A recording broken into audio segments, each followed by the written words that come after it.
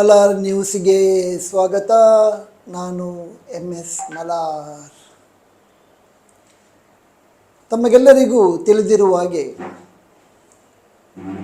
ರಾಮ ಮಂದಿರ ಬಾಬರಿ ಮಸೀದಿ ವಿವಾದ ಸುಪ್ರೀಂ ಕೋರ್ಟ್ ಬಗೆಹರಿಸಿದಂಥ ಸಂದರ್ಭದಲ್ಲಿ ಸುಪ್ರೀಂ ಕೋರ್ಟು ಒಂದು ತೀರ್ಮಾನವನ್ನು ಕೊಟ್ಟಿತ್ತು, ಒಂದು ಜಡ್ಜ್ಮೆಂಟನ್ನು ಕೊಟ್ಟಿತ್ತು. ಮಂದಿರ ಕೆಡವಿ ಮಸೀದಿಯನ್ನು ನಿರ್ಮಿಸಿದ್ದಾರೆ ಎಂಬುದೇ ಯಾವುದೇ ಪುರಾವೆ ಇಲ್ಲದಿದ್ದರೂ ಕೂಡ ಬಹುಸಂಖ್ಯಾತರ ಭಾವನೆಯನ್ನು ಗಮನದಲ್ಲಿಟ್ಟುಕೊಂಡು ಸುಪ್ರೀಂ ಕೋರ್ಟ್ ಒಂದು ತೀರ್ಮಾನ ನೀಡಿದೆ. ಆ ತೀರ್ಮಾನದ ಪ್ರಕಾರ ರಾಮ ಮಂದಿರದ ಜೊತೆಗೆ ಮಸೀದಿ ನಿರ್ಮಾಣಕ್ಕೂ ಸಹ ಸುಪ್ರೀಂ ಕೋರ್ಟು ವ್ಯವಸ್ಥೆ ಮಾಡಿಕೊಟ್ಟಿತ್ತು. ಇವತ್ತು ರಾಮ ಮಂದಿರ ನಿರ್ಮಾಣದ ಸಂಭ್ರಮ ಎಲ್ಲ ಕಡೆ ನಡೀತಾ ಇದೆ. ಇದೇ ಸಂದರ್ಭದಲ್ಲಿ ಒಂದು ವೇಳೆ ಮಸೀದಿಯು ನಿರ್ಮಾಣವಾಗಿದ್ದರೆ ಆವಾಗ ಹಿಂದೂ ಸಮುದಾಯದವರ ಜೊತೆಗೆ ಮುಸಲ್ಮಾನ ಸಮುದಾಯವರವರು ಒಂದು ಸಂಭ್ರಮ ಆಚರಿಸುವಂಥ ಸಾಧ್ಯತೆಗಳಿತ್ತು. ಯಾಕೆಂತ ಹೇಳಿದರೆ ಇದು ಒಂದು ಹಬ್ಬವಾಗಿ ಎಲ್ಲರೂ ಆಚರಣೆ ಮಾಡ್ತಾಯಿದ್ರು. ಬಟ್ ಇದು ಒಂದು ಸಮುದಾಯದ ಒಂದು ಮಂದಿರ ಮಾತ್ರ ಅಲ್ಲಿ ಓಪನ್ ಆಗ್ತಾ ಇದೆ.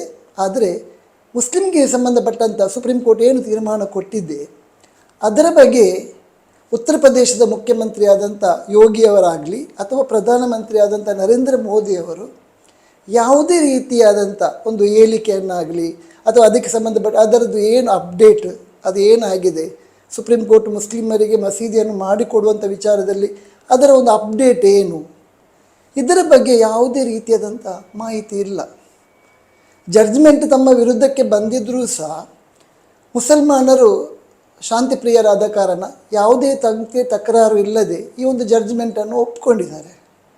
ಹಾಗೆಂತ ಹೇಳಿಕೊಂಡು ಇವತ್ತೇನು ಸುಪ್ರೀಂ ಕೋರ್ಟ್ ನಿರ್ದೇಶನ ಕೊಟ್ಟಿದೆ ಆ ನಿರ್ದೇಶನದ ಪ್ರಕಾರ ಇವತ್ತು ಮಂದಿರ ಮಾತ್ರ ನಿರ್ಮಾಣ ಆಗ್ತಾ ಇದೆ, ಬಟ್ ಮಸೀದಿ ನಿರ್ಮಾಣ ಆಗ್ತಾ ಇಲ್ಲ.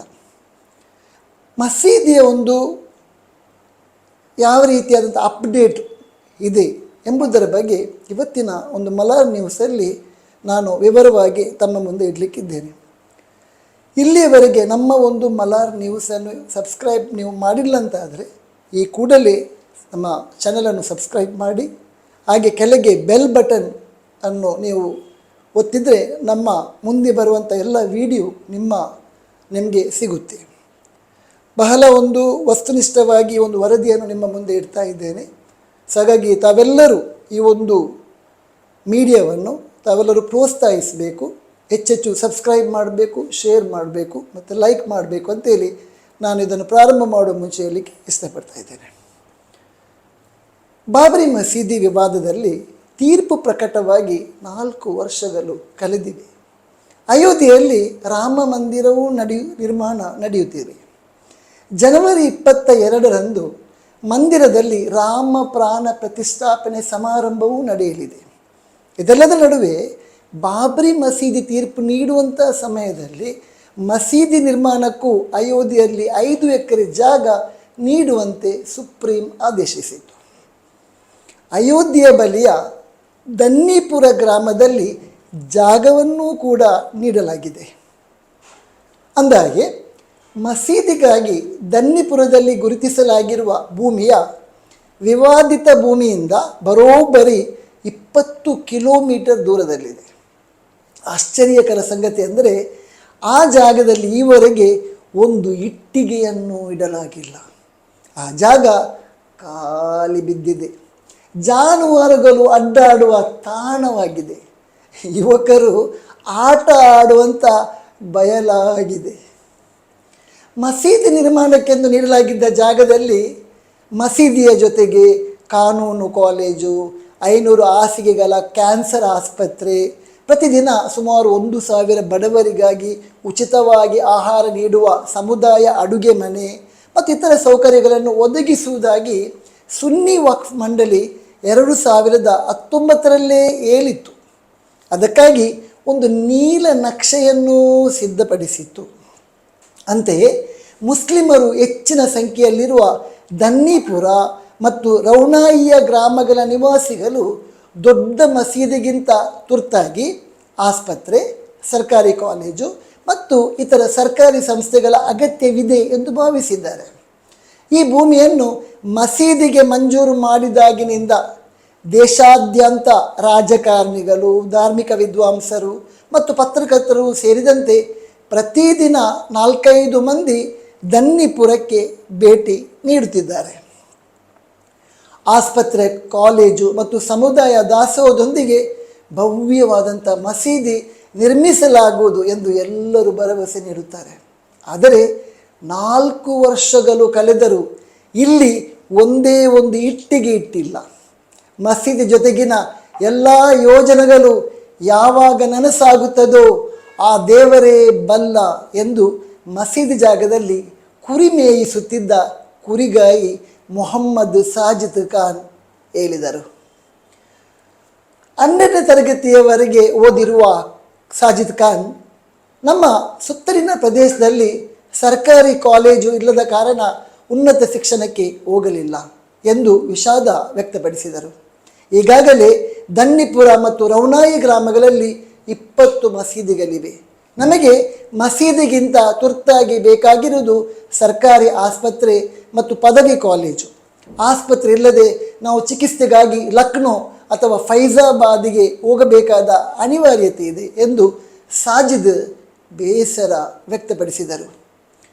ಸುಪ್ರೀಂ ತೀರ್ಪು ಬಂದ ಬಳಿಕ ದನ್ನಿಪುರದಲ್ಲಿ ಜಾಗ ಮಂಜೂರಾದ ಮೇಲೆ ಮಸ್ಜಿದೆ ಅಯೋಧ್ಯೆ ಎಂಬುದನ್ನು ಮಸ್ಜಿದ್ ಮುಹಮ್ಮದ್ ಬಿನ್ ಅಬ್ದುಲ್ಲಾ ಎಂದು ಕರೆಯಲಾಗುತ್ತಿದೆ. ಇದು ಈಗ ಸುನ್ನಿ ವಕ್ಫ್ ಬೋರ್ಡ್ ಸ್ಥಾಪಿಸಿರುವ Indo Islamic cultural foundation IICF ಮೇಲ್ವಿಚಾರಣೆಯಲ್ಲಿದೆ. ಬಾಬರಿ ಮಸೀದಿಯ ತೀರ್ಪಿನಲ್ಲಿ ವಿವಾದಿತ ಮಸೀದಿಗಿಂತ ಮೊದಲು ಹಿಂದೂ ದೇಗುಲ ಇತ್ತು ಎಂದು ಎಲ್ಲೂ ಹೇಳಿಲ್ಲ.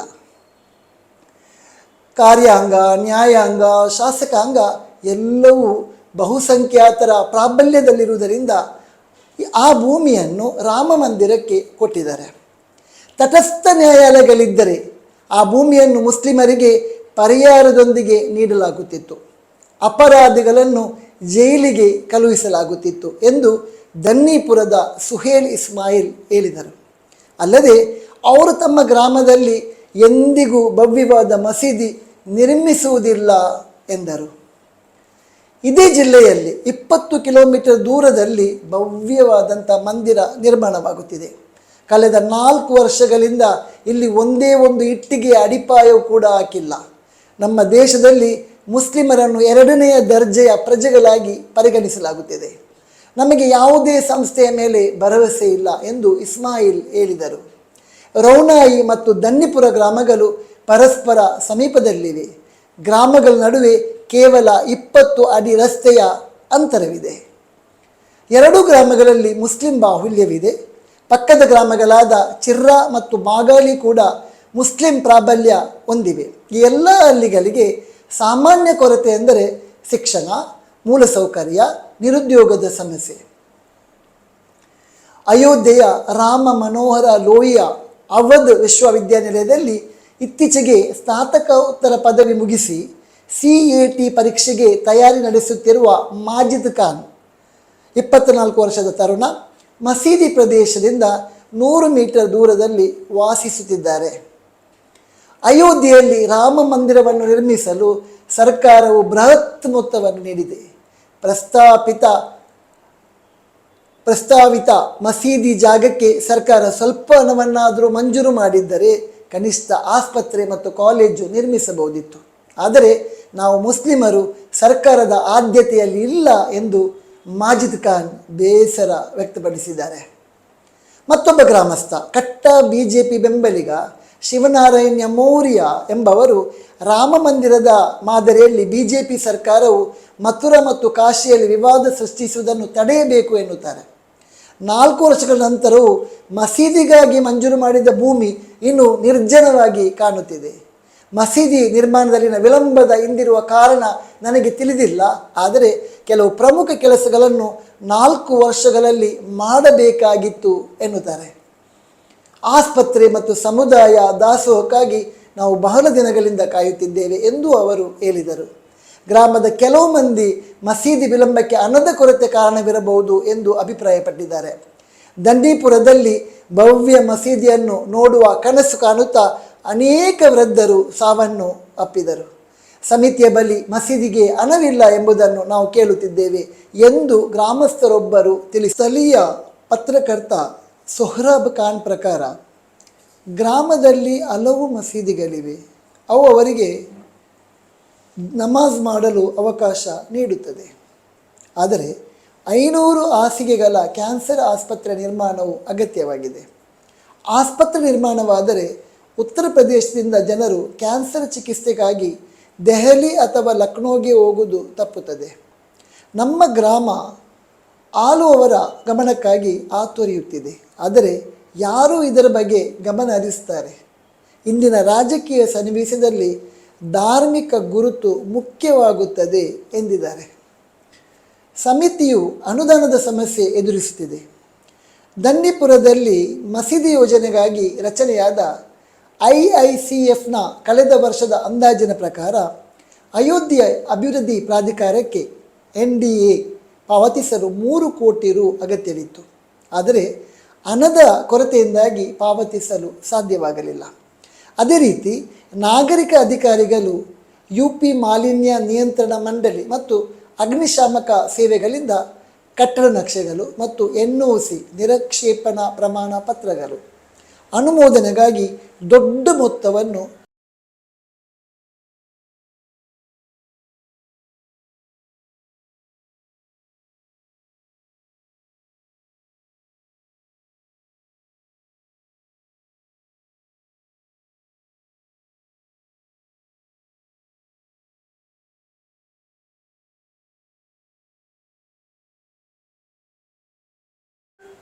ಐದು ಎಕರೆಯಲ್ಲಿ ಸಮುದಾಯ ದಾಸೋಹ, ಕ್ಯಾನ್ಸರ್ ಆಸ್ಪತ್ರೆ, ಪದವಿ ಕಾಲೇಜು ಸೇರಿ ಭವ್ಯ ಮಸೀದಿ ನಿರ್ಮಿಸಲು ಸಾಧ್ಯವಿಲ್ಲ. ಹೀಗಾಗಿ IICF ರೈತರಿಂದ 6 ಎಕರೆ ಹೆಚ್ಚುವರಿ ಭೂಮಿಯನ್ನು ಖರೀದಿಸುವ ಪ್ರಕ್ರಿಯೆಯಲ್ಲಿದೆ. ಇದಕ್ಕೂ ದೊಡ್ಡ ಮೊತ್ತದ ಅಗತ್ಯವಿದೆ. ಸರ್ಕಾರದ ನೆರವಿನೊಂದಿಗೆ ಮಂದಿರ ಸಮಿತಿಯ ದೇಣಿಗೆ ಸಂಗ್ರಹಿಸಿದ ರೀತಿಯಲ್ಲಿ IICF ಕೂಡ ಸರ್ಕಾರದ ನೆರವಿನೊಂದಿಗೆ ಜಾಹೀರಾತು ನೀಡಿದರೆ ಜನರು ದೇಣಿಗೆ ನೀಡುತ್ತಾರೆ ಎಂದು ಪತ್ರಕರ್ತ ಸೊಹ್ರಾಬ್ ಖಾನ್ ಹೇಳುತ್ತಾರೆ. ಒಂದೆಡೆ ಮಂದಿರ ನಿರ್ಮಾಣಕ್ಕೆ 20 ವರ್ಷಗಳಿಂದ ದೇಣಿಗೆ ಸಂಗ್ರಹಿಸಲಾಗುತ್ತಿತ್ತು, ಸರ್ಕಾರವೂ ನೆರವು ನೀಡುತ್ತಿದೆ. ಇನ್ನೊಂದೆಡೆ IICF ರಚನೆಯಾಗಿ 3 ವರ್ಷಗಳು ಕಳೆದಿವೆ, ಆದರೆ ಸಮಿತಿ ಬಳಿ ಹಣವಿಲ್ಲ. ಅಷ್ಟೊಂದು ಹಣ ಎಲ್ಲಿಂದ ಬರುತ್ತದೆ? ಜನರಿಗೆ ಹೇಗೆ ದಾನ ಮಾಡಬೇಕು ಎಂಬ ಅರಿವೂ ಇಲ್ಲ. ಮಸೀದಿ ವಿಚಾರವಾಗಿ ಮಾತನಾಡಿರುವ IICF ಕಾರ್ಯದರ್ಶಿ ಅತರ್ ಹುಸೇನ್ 2019 ನವೆಂಬರ್ 9ರಂದು ಸುಪ್ರೀಂ ಕೋರ್ಟ್ ತೀರ್ಪು ನೀಡಿದ ಬಳಿಕ ಅಯೋಧ್ಯೆ ಜಿಲ್ಲಾಡಳಿತ ಸುನ್ನಿ ಸೆಂಟ್ರಲ್ ವಕ್ಫ್ ಬೋರ್ಡ್ಗೆ 5 ಎಕರೆಗಳನ್ನು ನೀಡಿತು. ದಂಡಿಪುರದಲ್ಲಿ ಭೂಮಿ ನೀಡಿದ್ದರಿಂದಾಗಿ ಅಲ್ಲಿ ಈಗಾಗಲೇ 14 ಮಸೀದಿಗಳಿರುವ ಕಾರಣ ಯಾವ ರೀತಿಯ ಯೋಜನೆಗಳನ್ನು ರೂಪಿಸಬಹುದು ಎಂದು ಚರ್ಚಿಸಲು ನಾವು ದಂಡಿಪುರ ಮತ್ತು ರೌನಾಯಿಗೆ ಹೋಗಿದ್ದೆವು. ಅಲ್ಲಿನ ಜನರು ಮಸೀದಿ ಹೊರತುಪಡಿಸಿ ಆಸ್ಪತ್ರೆ, ಸಮುದಾಯ ದಾಸೋಹ, ಶಿಕ್ಷಣ ನೀಡುವ ಸಮಾಜ ಸೇವೆಯೂ ಇರಬೇಕು ಎಂಬ ಅಭಿಪ್ರಾಯ ವ್ಯಕ್ತಪಡಿಸಿದ್ದರು. ನಾವು ಕಾಲೇಜು, ಆಸ್ಪತ್ರೆ, ಸಮುದಾಯ ದಾಸೋಹದ ಯೋಜನೆಗಳನ್ನು ಹೊಂದಿದ್ದೇವೆ ಎಂದರು. ಉದ್ದೇಶಿತ ಭೂಮಿ ಅಯೋಧ್ಯೆಯ ಅವಧ್ ಪ್ರದೇಶದಲ್ಲಿದೆ.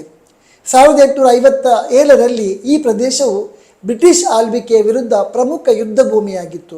ಇಲ್ಲಿ ಹಿಂದೂ ಮತ್ತು ಮುಸ್ಲಿಮರು ಒಟ್ಟಾಗಿ ಬ್ರಿಟಿಷರ ವಿರುದ್ಧ ಯುದ್ಧ ಮಾಡಿದ್ದರು.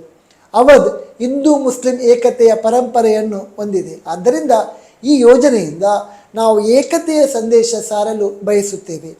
ಕಳೆದ ಅಕ್ಟೋಬರ್ನಲ್ಲಿ ಸಮಿತಿಯ ಮುಖ್ಯಸ್ಥರು ದೇಣಿಗೆ ಸಂಗ್ರಹಕ್ಕೆ ಕೆಲವು ಪ್ರಯತ್ನಗಳನ್ನು ಮಾಡಿದ್ದರು. ಮುಂಬೈಗೆ ಹೋಗಿ ಕೆಲವು ಉದ್ಯಮಿಗಳನ್ನು ಭೇಟಿ ಮಾಡಿ ದೇಣಿಗೆ ಕೇಳಿದ್ದರು. ಖಚಿತವಾಗಿಯೂ ಯೋಜನೆ ಆರಂಭವಾಗುತ್ತದೆ, ಆದರೆ ಸಮಯ ಮತ್ತು ದಿನಾಂಕವನ್ನು ಹೇಳಲು ನಮಗೆ ಸಾಧ್ಯವಿಲ್ಲ ಎಂದು ಅತರ್ ಹೇಳಿದರು. ಗಮನಾರ್ಹ ಸಂಗತಿ ಎಂದರೆ ಅಯೋಧ್ಯೆ ಅಭಿವೃದ್ಧಿ ಪ್ರಾಧಿಕಾರದಿಂದ ನಕ್ಷೆಗೆ ಅನುಮೋದನೆ ಪಡೆಯಲು 2020ರಲ್ಲಿ ಅಗ್ನಿಶಾಮಕ ದಳ, ಮಾಲಿನ್ಯ ನಿಯಂತ್ರಣ ಮಂಡಳಿ ಮತ್ತು ನಾಗರಿಕ ಇಲಾಖೆ ಸೇರಿದಂತೆ 8 ಇಲಾಖೆಗಳಿಂದ NOC ಕೋರಲಾಗಿದೆ. ಇದುವರೆಗೆ ಯಾವುದೇ ಇಲಾಖೆ NOC ನೀಡಿಲ್ಲ. ಸ್ಥಳಕ್ಕಾಗಮಿಸಿದ ಅಗ್ನಿಶಾಮಕ ದಳದ ಸಿಬ್ಬಂದಿ ಜಮೀನು ಪರಿಶೀಲನೆ ನಡೆಸಿದಾಗ ಮಸೀದಿ ನಿರ್ಮಿಸಲು ಉದ್ದೇಶಿಸಿರುವ ಜಾಗಕ್ಕೆ ರಸ್ತೆಯ ಅಗಲ ಕಿರಿದಾಗಿದೆ ಎಂದು ತಿಳಿದು ಬಂದಿದೆ. 12 ಮೀಟರ್ ಅಗಲ ಇರಬೇಕಾಗಿದ್ದ ಅಪ್ರೋಚ್ ರಸ್ತೆಯ ಅಗಲ ಕೇವಲ 6 ಮೀಟರ್ ಇದೆ. ಇಂತಹ ಪರಿಸ್ಥಿತಿಯಲ್ಲಿ ಅಗ್ನಿಶಾಮಕ ದಳದವರು NOC ನೀಡಲು ನಿರಾಕರಿಸಿದ್ದಾರೆ ಎಂದು ಸಮಿತಿಯ ಸದಸ್ಯರು ತಿಳಿಸಿದ್ದಾರೆ. ಒಟ್ಟಿನಲ್ಲಿ ಉಳ್ಳವರು ರಾಮ ಮಂದಿರ ಮಾಡುವವರಯ್ಯ, ನಾವೇನು ಮಾಡುವುದು ಬಡವರಯ್ಯ ಎಂದು ಅಲ್ಬುವಂತಾಗಿದೆ ಇಂದಿನ ಮುಸ್ಲಿಮರ ಸ್ಥಿತಿ. ಕೊನೆಗೆ ಎರಡು ಮಾತನ್ನು ನಾವು ಈ ಸಂದರ್ಭದಲ್ಲಿ ಹೇಳಲಿಕ್ಕೆ ಇಷ್ಟಪಡ್ತಾ ಇದ್ದೇವೆ. ಸೊ ಅದೇನಂತ ಹೇಳಿದರೆ, ಸುಪ್ರೀಂ ಕೋರ್ಟ್ನ ನಿರ್ದೇಶನದ ಪ್ರಕಾರ ಇವತ್ತು ರಾಮ ಮಂದಿರದ ಈ ಒಂದು ಪ್ರತಿಷ್ಠಾಪನೆ ಆಗ್ತಾ ಇದೆ. ಆದರೆ ಈಗಾಗಲೇ ನಾನು ವರದಿಯಲ್ಲಿ ತಿಳಿಸಿದ ಹಾಗೆ ಮಸೀದಿಯ ಒಂದು ಪರಿಸ್ಥಿತಿ ಇವತ್ತು ಅದು ಅದೇ ರೀತಿ ಯಥಾಸ್ಥಿತಿಯಲ್ಲಿದೆ. ಯಾವುದೇ ರೀತಿಯಾದಂಥ ಮಸೀದಿ ನಿರ್ಮಾಣದ ಬಗ್ಗೆ ಯಾವುದೇ ರೀತಿಯಾದಂಥ ಒಂದು ಸುದ್ದಿಗಳು ಇವತ್ತು ಯಾವುದೇ ಮೀಡಿಯಾಗಳು ನಮಗೆ ತಿಳಿಸ್ತಾ ಇಲ್ಲ. ನೀವು ಯಾವುದೇ ಮೀಡಿಯಾಗಳನ್ನು ನೀವು ತೆಗೆದು ನೋಡಿದರೆ ಬರೀ ಮಂದಿರದ ಬಗ್ಗೆ ಮಾತ್ರ ಅವರು ಅಪ್ಡೇಟ್ ಕೊಡ್ತಾ ಇದ್ದಾರೆ. ಅದಲ್ಲದೆ ಅದೇ ಸಂದರ್ಭದಲ್ಲಿ ಸುಪ್ರೀಂ ಕೋರ್ಟ್ ಮಸೀದಿಯನ್ನು ನಿರ್ಮಾಣ ಮಾಡಬೇಕು, ಅದಕ್ಕೊಂದು 5 ಎಕರೆ ಜಾಗವನ್ನು ಕೊಡಬೇಕಂತ ಹೇಳಿದರೂ ಕೂಡ ಆ ಮಸೀದಿಯ ನಿರ್ಮಾಣದ ಬಗ್ಗೆ ಏನು ಅಪ್ಡೇಟ್ ಇದೆ ಅದು ಇಲ್ಲಿಯವರೆಗೆ ಯಾವುದೇ ಒಂದು ನ್ಯೂಸ್ ಚಾನೆಲ್ ಆಗಲಿ ಅಥವಾ ಯಾವುದೇ ಒಂದು ಸುದ್ದಿ ಸಂಸ್ಥೆಗಳು ನಮಗೆ ತಿಳಿಸ್ತಾ ಇಲ್ಲ. ಈ ನಿಟ್ಟಿನಲ್ಲಿ ಮಲಯಾಳ ನ್ಯೂಸ್ ನಿಮ್ಮ ಮುಂದೆ ಈ ಒಂದು ವಾಸ್ತವ ಅಂಶವನ್ನು ನಿಮ್ಮ ಮುಂದೆ ಇಟ್ಟಿದೆ. ನಾವು ಉತ್ತರ ಪ್ರದೇಶದ ಮುಖ್ಯಮಂತ್ರಿ ಆದಂಥ ಯೋಗಿ ಆದಿತ್ಯನಾಥ್, ಅದೇ ರೀತಿಯಾಗಿ ನಮ್ಮ ಪ್ರಧಾನಮಂತ್ರಿ ಆದಂಥ ನರೇಂದ್ರ ಮೋದಿಯವರ ಬಳಿ ನಮ್ಮ ಒಂದು ವಿನಂತಿ ಏನಂತ ಹೇಳಿದರೆ, ಯಾವ ರೀತಿಯಾಗಿ ಆ ರಾಮ ಮಂದಿರವನ್ನು ಕಟ್ಟಲು ಇವತ್ತು ಯಾವ ರೀತಿಯಾದಂಥ ಒಂದು ದೇಣಿಗೆ ಸಂಗ್ರಹ ಇರ್ಬೋದು, ಸರ್ಕಾರದ ಬೇರೆ ಬೇರೆ ಅದಕ್ಕೆ ಸಂಬಂಧಪಟ್ಟಂಥ ಉತ್ತೇಜನ ಕ್ರಮಗಳಿರ್ಬೋದು, ಇದೆಲ್ಲದರ ಜೊತೆಗೆ ಅಲ್ಲಿಯೇ ಒಂದು 20 ಕಿಲೋಮೀಟರ್ ದೂರದಲ್ಲಿ ಏನು ಮಸೀದಿ ನಿರ್ಮಾಣಕ್ಕೆ ಅವಕಾಶ ಕೊಟ್ಟಿದ್ದಾರೆ, ಆ ಮಸೀದಿ ನಿರ್ಮಾಣದ ಬಗ್ಗೆಯೂ ಪ್ರಧಾನಮಂತ್ರಿಯವರು ಒಂದು ಹೆಜ್ಜೆಯನ್ನು ಇಟ್ಟರೆ ಅವರ ಆ ಒಂದು ಹೇಳಿಕೆ ಏನದು ಹೇಳಿಕೆ, ಸಬ್ಕಾ ಸಾಥ್ ಸಬ್ಕಾ ವಿಕಾಸ್ ಎಂಬ ಒಂದು ಏನು ಹೇಳಿಕೆ ಇದೆ ಅದು ಸಾರ್ಥಕ ಆಗುತ್ತೆ ಅಂತ ಹೇಳಿ ನಾವು ಹೇಳಲಿಕ್ಕೆ ಬಯಸ್ತಾ ಇದ್ದೇವೆ. ಸೊ ಇದಾಗಿದೆ ಇವತ್ತಿನ ಮಲರ್ ನ್ಯೂಸಿನ ವಿಶೇಷ ಸಂಚಿಕೆ. ಇದೇ ರೀತಿಯಾದಂಥ ಸಂಚಿಕೆಗಳನ್ನು ವೀಕ್ಷಿಸಲು ನೀವು ಸಬ್ಸ್ಕ್ರೈಬ್ ಮಾಡಿ ಮಲರ್ ನ್ಯೂಸ್. ಧನ್ಯವಾದಗಳು.